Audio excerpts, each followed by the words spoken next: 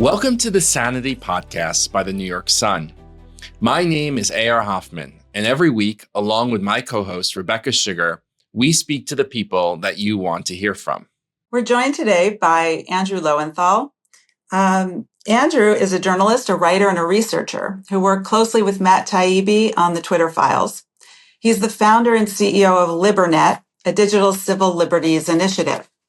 He was co-founder and executive director of Engage Media for 18 years, an Asia-Pacific-based NGO focused on freedom of expression and human rights online. Andrew, it couldn't be a better week to have you with us. We're here in the shadow of the assassination of Charlie Kirk, and among other fallout from that is a lot. There's a lot going on with free speech here in the United States, and I hope we'll get into that. We've talked about it a little bit on this show already. I wanted to start, though, maybe go back a little bit to your work on the Twitter files. Feels like that was a major watershed moment in this country. It was certainly, for me personally, a watershed moment. It was the moment that I realized that there was an actual architecture built around censorship by our federal government. It wasn't just some group of guys taking advantage of a good moment. They actually designed and planned a way to censor American voices in the country of free speech. And that really hit me hard. So I wanted to talk about, we could spend the entire interview on the architecture alone, and you've documented so much of it. I'm going to hope that a lot of people listening to this have already understood that agencies like our Department of Defense and Department of State and NIH and all of the alphabet soup of our agencies were and are involved in the building of that architecture and the perpetuation of it. But I wondered if you could just give us a sense of where we are today. How much of that scaffolding has been dismantled? How much more is there to go? And do you think we are headed in the direction of breaking up this censorship industrial complex as you've defined it? Great. Thank you so much for having me on. Well, I think a lot of it has been dismantled in the US. Obviously, we'll probably talk about the kind of flip side of kind of new pushback on free speech that comes from the new administration, which I think is fundamentally different in nature to what we described as the censorship industrial complex, which is much more sophisticated. Actually, you might actually say kind of networks of NGOs, academic institutions, foundations, government agencies, as you mentioned. A lot of the granting appears to have been cut quite substantially. A lot of, there are executive orders that have gone through that kind of, in some ways just restate what is in the First Amendment, that, the government cannot coordinate to suppress speech. Whether or not current administration is upholding its own executive orders is probably we'll get to later. So I think in the US, there's been a serious dent put in that system, I would say. In Europe and in the UK, that system rolls on unabated. In some ways, I'm not sure why they're doing that, because it seems to be a kind of failed strategy. It certainly failed as a strategy here, as a way to kind of contain dissent and to kind of dominate the narrative space. I think it's one of the main reasons you have Trump 2.0. If you kind of look at the kind of prominent role that Elon Musk played, I mean, essentially he became kind of deputy in a way, and his whole message was, or his primary message, I would say, was free speech. The UK is having a massive backlash against the censorship that's going on there. The EU continues down this path. Germany's particularly terrible. So I would say definitely nowhere near defeated. Serious dents have been made, but it continues on. Also in Australia, which is where I'm from too. So there's a huge amount of vigilance, exposure, and advocacy that remains to keep this at bay. But I also think that it's just generally a failed strategy. So I kind of feel quite confident that we will kind of reach a point now where that system starts to crumble away a little bit more. Yeah, one of the reasons I'm so interested in your work, Andrew, is, a lot of times this is framed in America, at least, as, a First Amendment issue. Of course, the First Amendment is a uniquely American institution, but, your sort of global sense of where free speech is, and, how much does it make sense to think of it as a global problem? Does it make sense? Does it, how does that, sort of jive with the sort of local, dimensions, and each of these countries have different laws, have different norms, have different sensibilities. So, obviously one of the main features of, the internet or the digital space is that it's transnational, right? And it goes across borders. But then too can the policing of speech. So how do you kind of understand this? Do you think of things in a global context, or do you break them down into different buckets, or how do you kind of go about analyzing the state of free speech today? Sure. So I would say I think of it fundamentally as a kind of Western project. I mean, and particularly Anglosphere focus. It's certainly, what happens in Indonesia or Thailand or Madagascar, is influenced in a way, or oftentimes actually quite significantly, through what happens in New York and London and other places through NGOs and granting, et cetera, but they're fundamentally different spheres as well. So, I mean, I think of, essentially as a kind of Western initiative, particularly Anglosphere, and then it's divided between what I've started calling the cowboys and the Karens. So the cowboys, that would be the current administration in the US, which has its own free speech problems, and then the Karen version, which is this much more censorship industrial complex, sophisticated, massive network of NGOs, academic institutions, government departments, etc., that are coordinating to suppress free speech, and not necessarily in a singular way. Like there are definitely kind of nodes that are much more powerful. So the European Commission, or the German government, or particular government agencies, particular foundations, but there's no thing that kind of oversees this whole censorship industrial complex. So to see it's has kind of organic and inorganic elements to it. Is this sort of just a problem with the internet? I mean, is it a governmental problem? Is it sort of a regulation problem? I'm just kind of trying to understand sort of where the pressure points are. Is it a tech company problem? It's kind of everything in some ways, and which it's not a very good answer for you in some senses, but yes, there's been a massive explosion of information on the internet. Yes, a huge amount of it is false, but also that is the nature of debate and discussion. We're in a kind of whole new world of how we do truth seeking and sense making.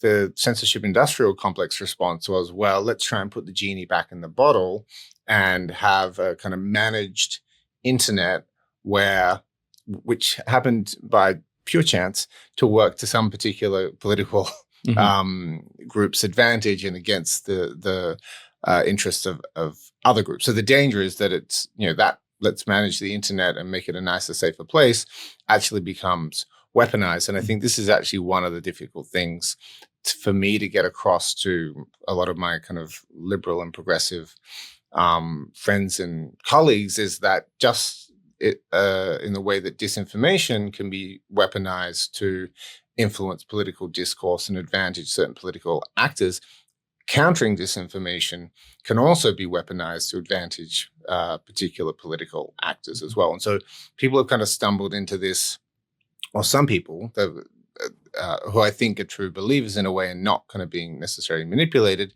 that they can't imagine that someone who is just trying to,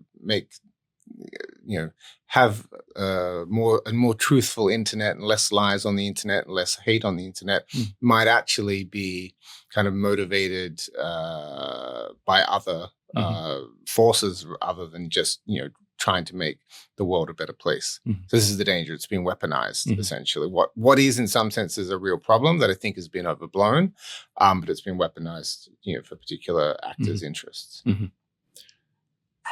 Andrew, can we just go back to the United States for a second?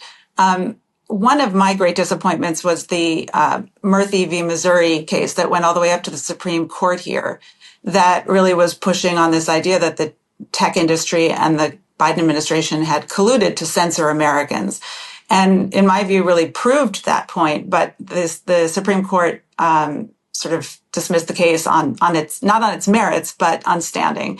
So I just wonder, we're talking about the First Amendment. We have one in America, and it's clearly distinguished us from the rest of the world. I felt personally just disappointed in that ruling because it felt like you have a First Amendment, but only if people adhere to it.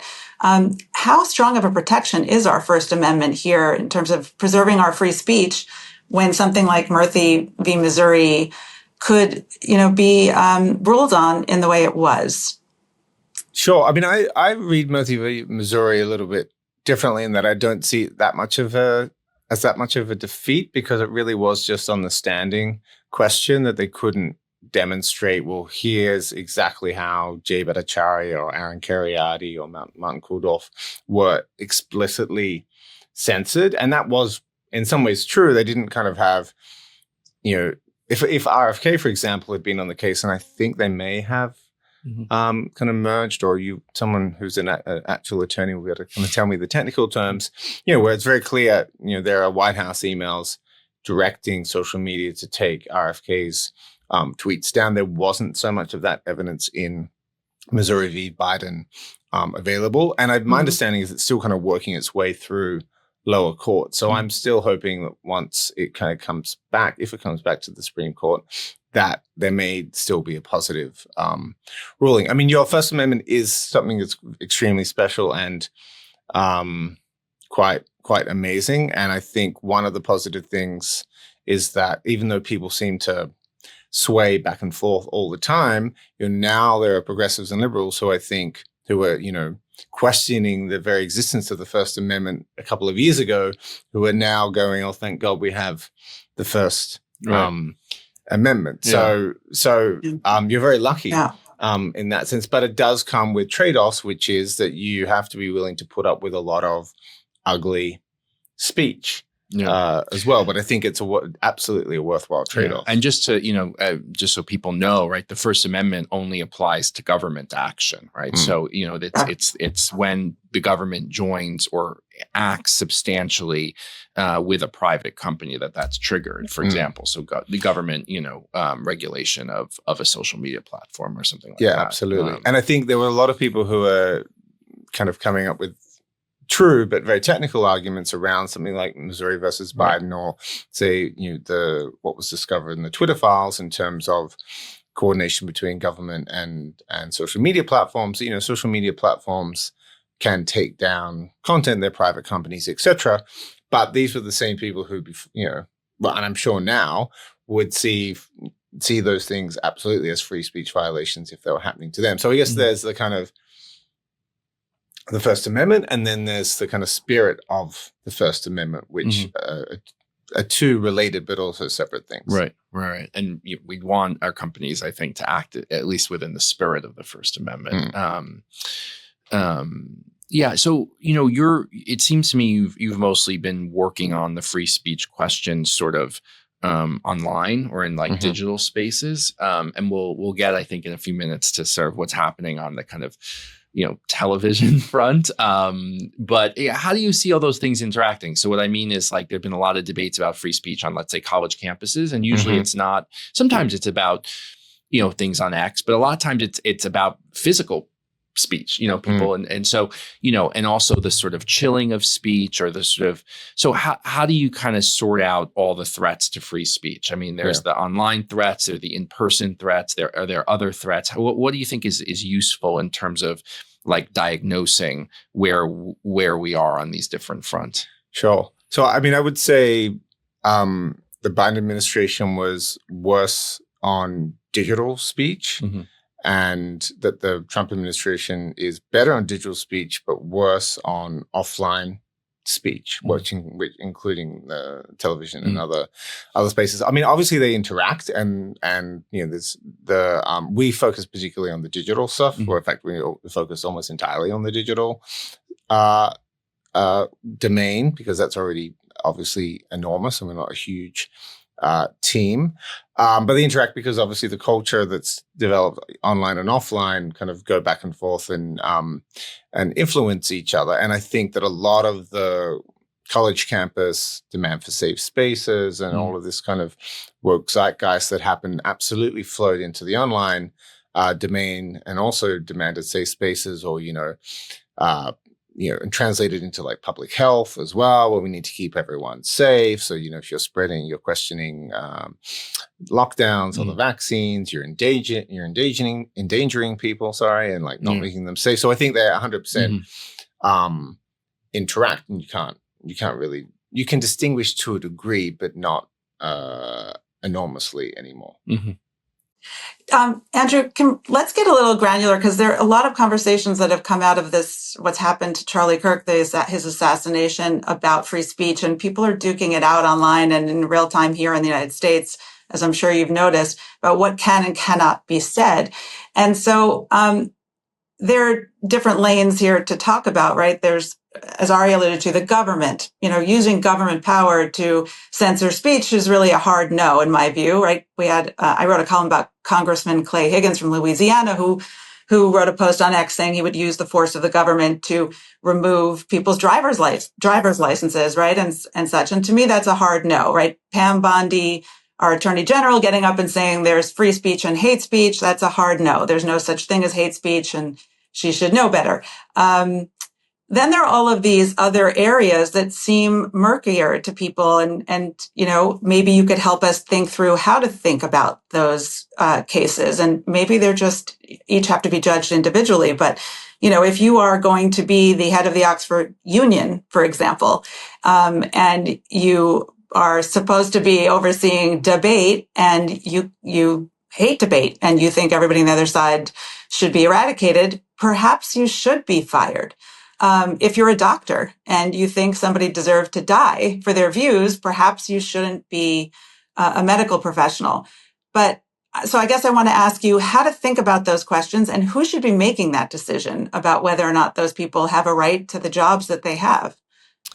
Well, I guess ultimately it's going to be their employer. I mean, the Oxford Union one I found particularly shocking, because the whole thing that the Oxford Union is meant to be about is fostering dynamic debate. I don't know. I haven't. And that he had met Charlie Kirk. Yeah, he had on a him. human level, I just imagine, imagine interacting with someone and then cheering when they got a bullet in his throat. I mean, it's wild, right? No, it's like chilling. And I haven't followed the last couple of days, so I don't know if he still has his role. I mean, I would be shocked, because he's elected basically by Oxford members. condemned it, but I don't think they've not removed him. I mean, what I read was that they need to have essentially have a vote. Yeah, good luck with that. He's democratically elected. He needs to be democratically fired as well. I mean, I would be extremely concerned if they kept him on.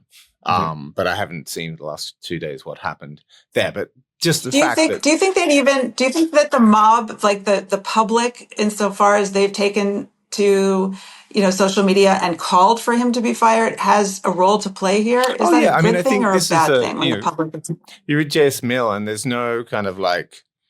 You don't get to not suffer the consequences of your speech. And I guess this is also something that people on the left would have said as well. If you get cancelled, then you can say whatever you want within the boundaries in the case here of the First Amendment, but it doesn't mean that your speech is without consequences to your reputation.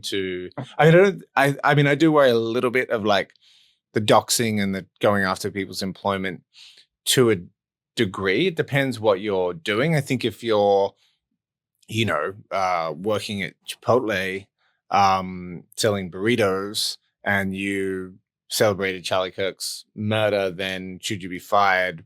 I don't know. I don't necessarily think so. Yeah. But I think that you should suffer reputational damage, and your friends, I hope, are going to think you're an absolute idiot. If you're the head of the Oxford Union, then I mean, in other circumstances where that was not democratically elected, but that was an employer, then I think absolutely you don't have the right character for that role. So I think it's very kind of context specific. And how do we parse out that line about character? Meaning, some people think that if you support Israel right now, you are supporting genocide and your character is lacking, and they call for those people's firing. How do we draw this character line? It's a really hard question.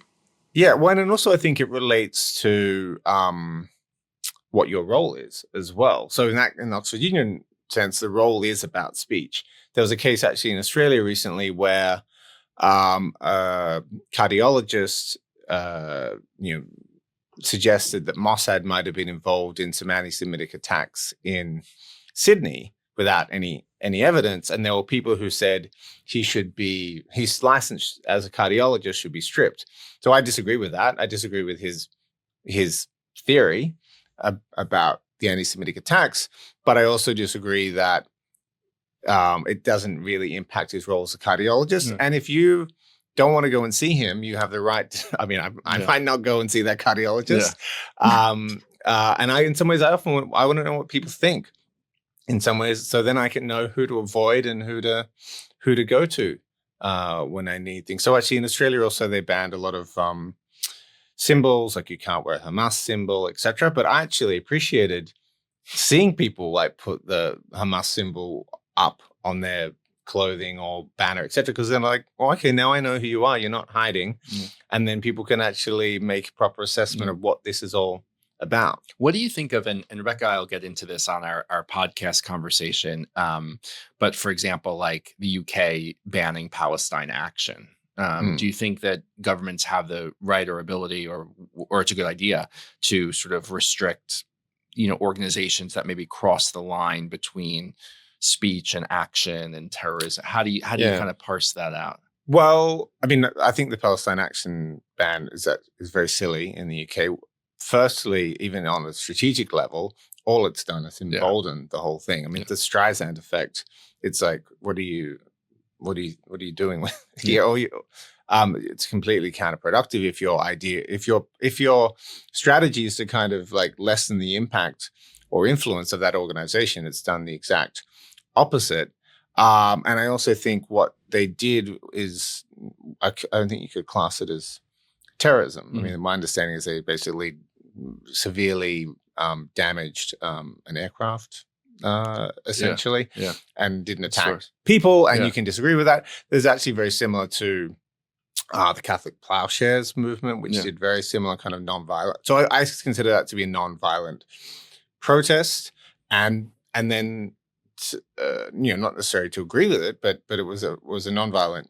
But obviously a legal protest that then the people who did it have to suffer the consequences of their action, which I understand they were caught and doing. I think then banning people even saying that you support that, I think is different, because it's not. If they had murdered people, I think that would be a different thing. But in this case, there was no kind of physical harm done to people.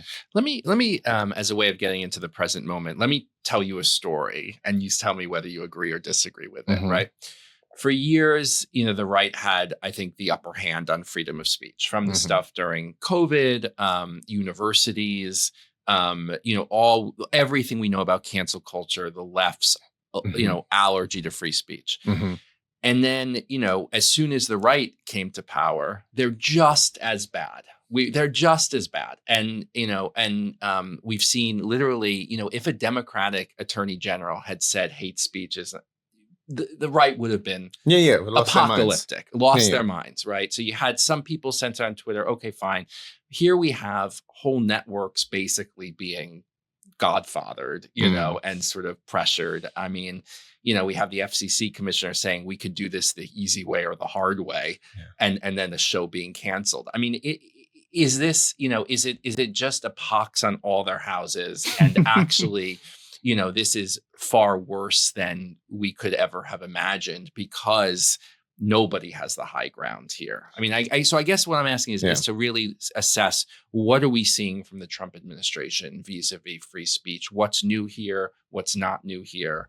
And how bad is it? Yeah. I mean, I think there's been just sway the revelatory moments over the past several years of like who's actually left by the time you kind of have COVID and October 7 and the Trump administration that actually truly believes in free speech. I mean, free speech is often of kind of weapon of the underdog, essentially. So it's not necessarily surprising that once people come into power, they kind of change. The level of the switch, I think, has probably shocked a lot of people. I mean, I'm shocked. I mean, I knew that the Trump administration was never going to be. I thought they were going to be somewhat better than the Biden administration, and I think digitally for now they are. I think, as I said before, offline, I think they're probably significantly worse. I mean, just as a thought experiment, I mean, imagine if the Biden FCC had, or whoever, had said about Ben Shapiro's show, or whoever, whatever, or Greg Gutfeld, or Sean Hannity. We can do this the hard way or the easy way. Yeah. Right? No, I mean, it's unmanageable, actually. Well, and also one of the other things that I find quite concerning is this kind of language of terrorism around NGOs and big foundations, etc., which, in some ways I've been helping to map. And so I'm now going, oh, no, these are not terrorist organizations. Like, if there's specifically kind of like evidence that someone used a grant to fund either advocating for violence or direct violence, then sure. But most of these things is discourse that you don't like. You don't like critical race theory. You don't like a whole bunch of kind of various parts of the woke ideology, but you can't call that terrorism. Like, that's crazy and really, really dangerous. So this kind of counter crackdown is 100% concerning. Again, what the silver lining here is that suddenly the left, which didn't care about free speech for 10 years, now does care about free speech. And again, it's going to be back and forth forever, but it is, what's new perhaps is the sway, like just how much it kind of sways back and forth from an extreme to another, and just the levels of hypocrisy that seem to be evident that so few people, I'm not proclaiming to be a saint in this regard either, but this seemed to have kind of maintained some kind of consistent position. I mean, obviously during COVID, the ACLU, which should have been the thing that always maintained, at least for several decades, extremely consistent positions, come out and are like, saying vaccine mandates are not a violation of civil liberties and all these kind of crazy. Yeah, that's part of the problem, is these places don't have that credibility anymore. Yeah. Right? So there's kind of this lack of a kind of cultural ballast, we might say, that to kind of stop this extreme swaying. Yeah. Well, I'm just going to jump in and say I'm not so sure I'm fully persuaded that there's equal responsibility here for the abuse of free speech on the left and the right. I think the left sort of perfected the model, but I would say there's a before and an after. The Charlie Kirk assassination unleashed something that really is ugly on the right. Maybe it was dormant, maybe it was already exercised in smaller ways, but I don't think it reached the level of what the left did until, somebody was shot in the throat on public, television. And there's no defense of that. I'm not defending that. I just think it took a moment of great crisis to bring out this wild swing on the right, and which might be the point. And then I want to jump back to the UK based on that, right? They've reached levels of censorship that I think are astonishing. We've talked about a lot of it on our show. It's sort of unfathomable, the numbers of people who get arrested for holding placards at protests or, online memes or whatever they do. It's really next level Orwellian. I don't think he could have conceived of it. Sometimes that level of crackdown is in response to a crisis. Sometimes it creates one. To what degree are you worried that this is going to, we had big protests in the streets in the UK over immigration and I think over free speech. But to what degree do you think this is, the Labour Party is almost trying to provoke something more violent? And do you think the UK is headed in that direction, and what could we do to stop that?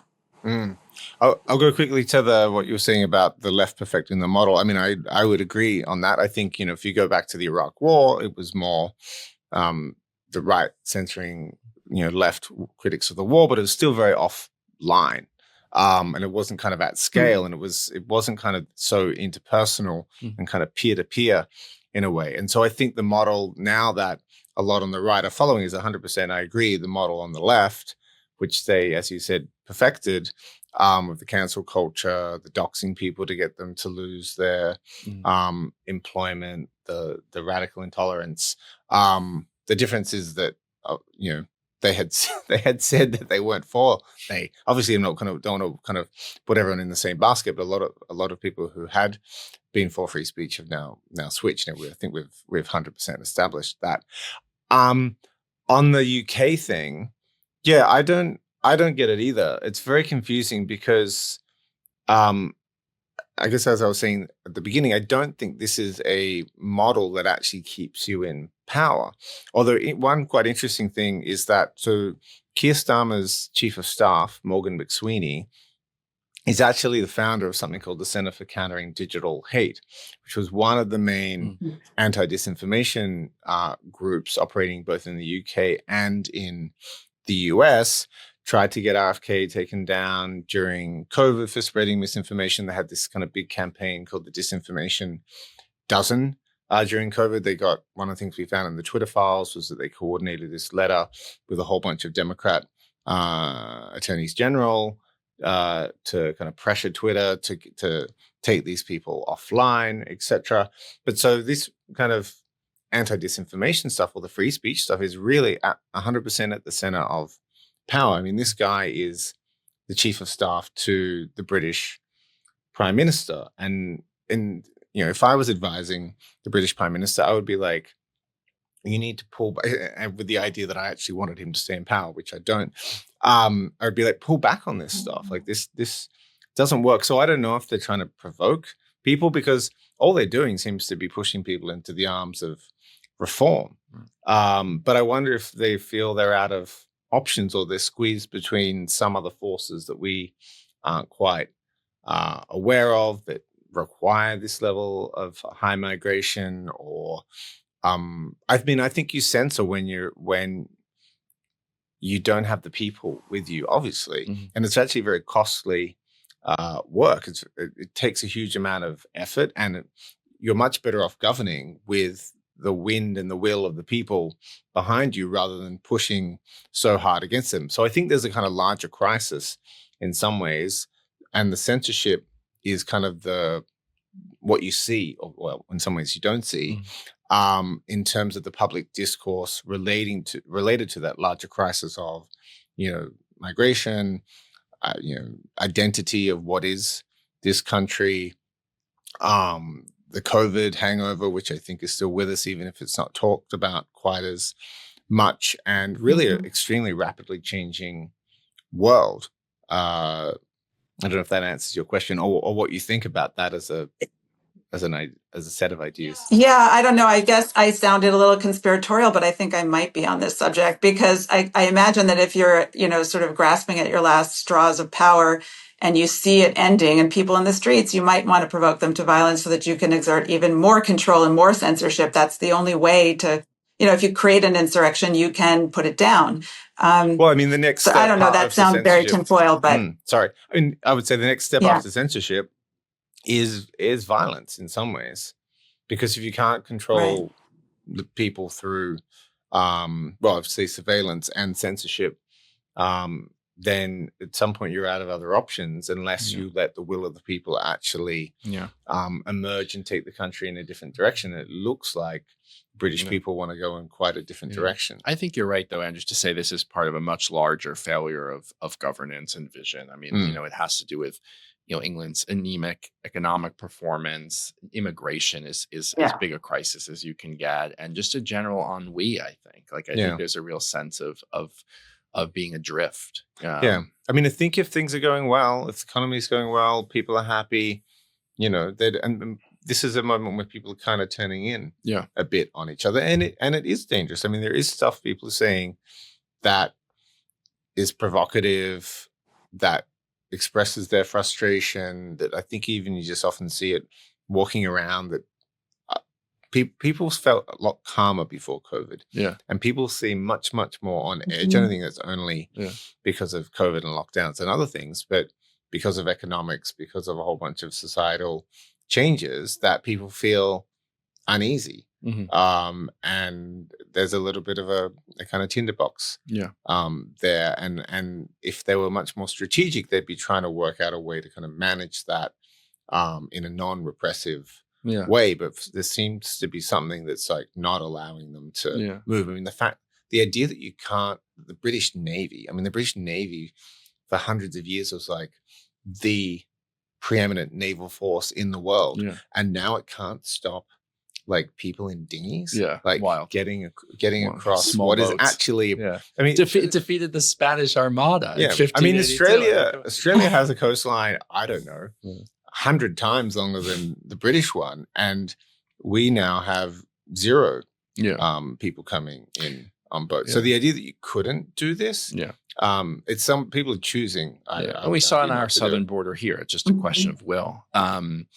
Let me ask you just kind of to go back a little bit. There's so much that's interesting here. We might have to have you on again, Andrew. Happy to. Is sort of like, again, the difference between, let's call it kind of digital and analog, like, and the government's ability to control it. I mean, I think what's interesting to me about some of this Jimmy Kimmel, Stephen Colbert, whatever, these settlements with these media companies, it's there's the president, there's like the big boss of the network, there's the talent. It's a pretty small group of people, and exerting pressure feels like it's, there's a pretty direct result. The internet, obviously, and that strikes me as a very kind of like, men in a smoky back room, kind of smoke-filled back room, 20th century model, and this stuff probably happened a lot, where the president would call in the head of a network and say, I don't like your coverage, or the head of the New York Times, whatever.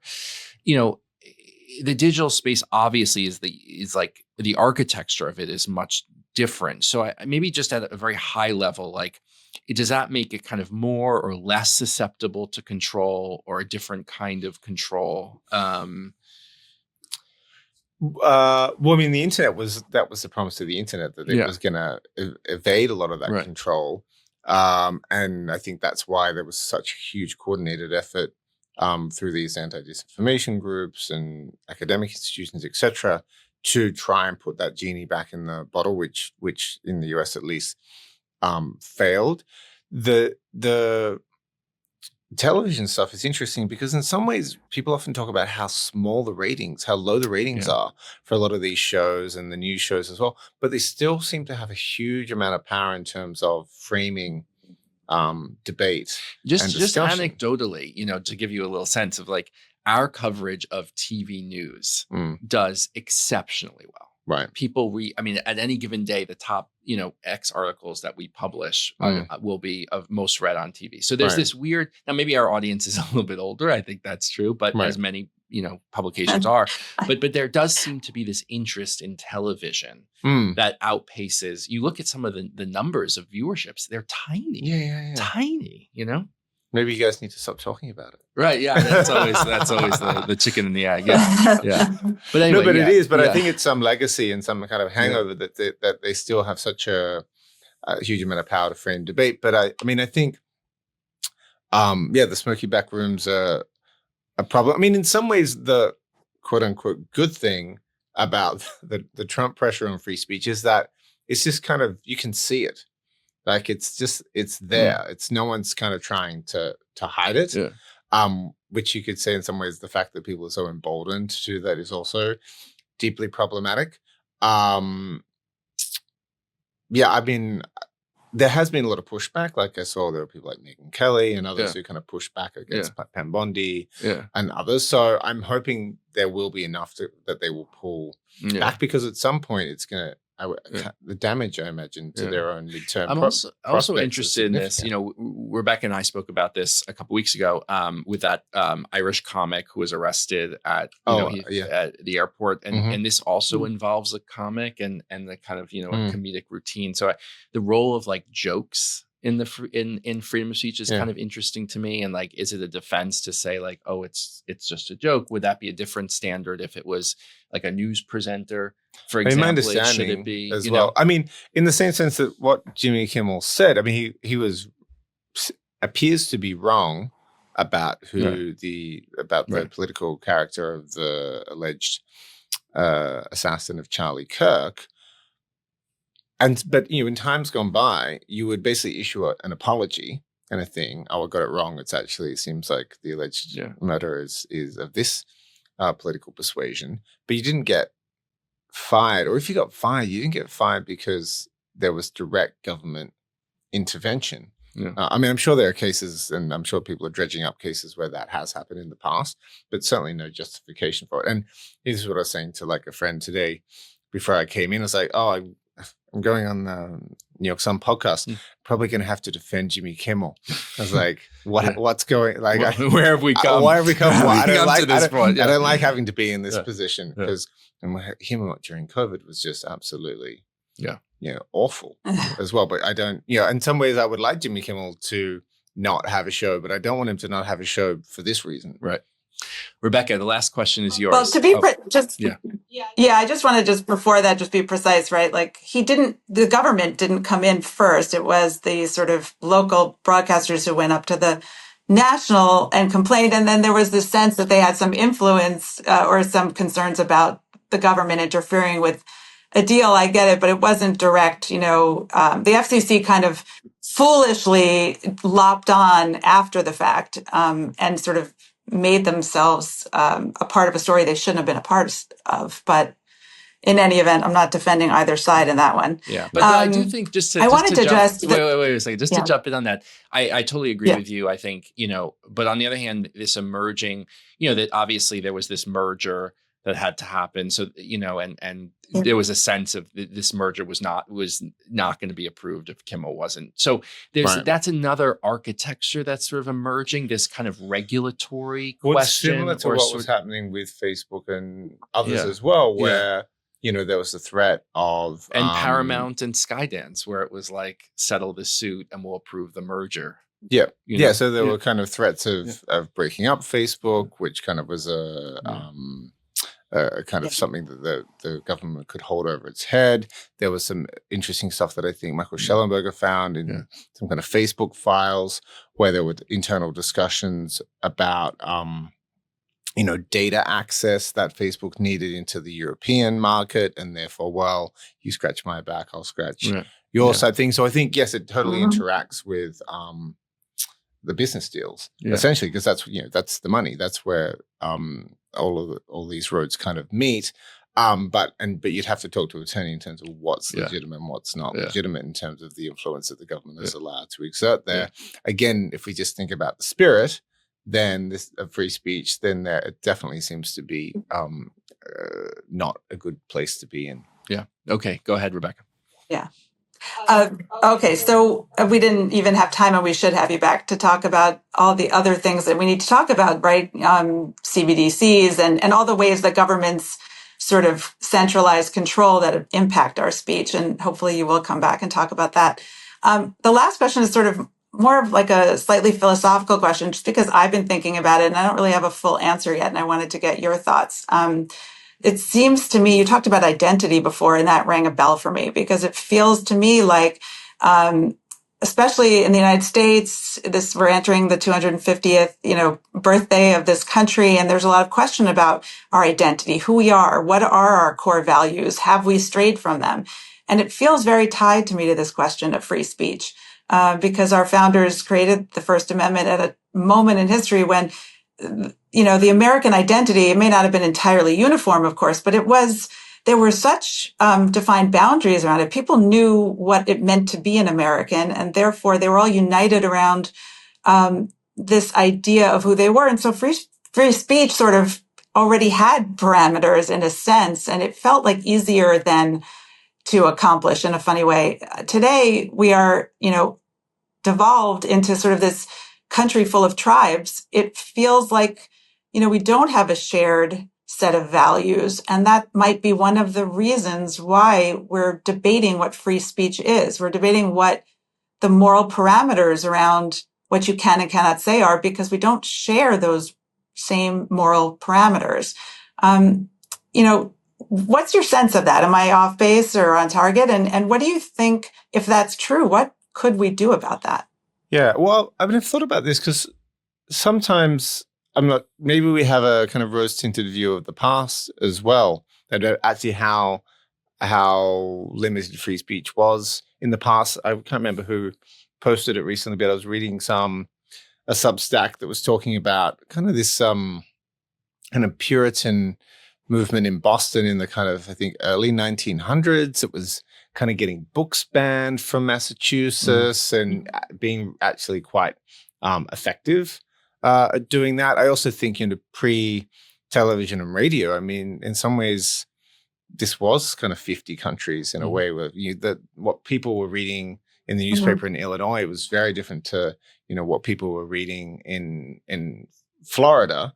And in some ways, maybe you also need to write things down like, here, there is free speech, precisely because it's not embedded enough in the culture and people are going to forget it unless you write it down. And maybe that's just the nature of it. Of course, also, the identity and the culture of countries evolves and should evolve. It shouldn't obviously stay the same. But maybe the gift of your founding fathers writing it down is that you have this constant reminder and you're less liable to forget than other countries. Great. Andrew Lowenthal, thank you so much for being with us. Appreciate it. Thank you for having me.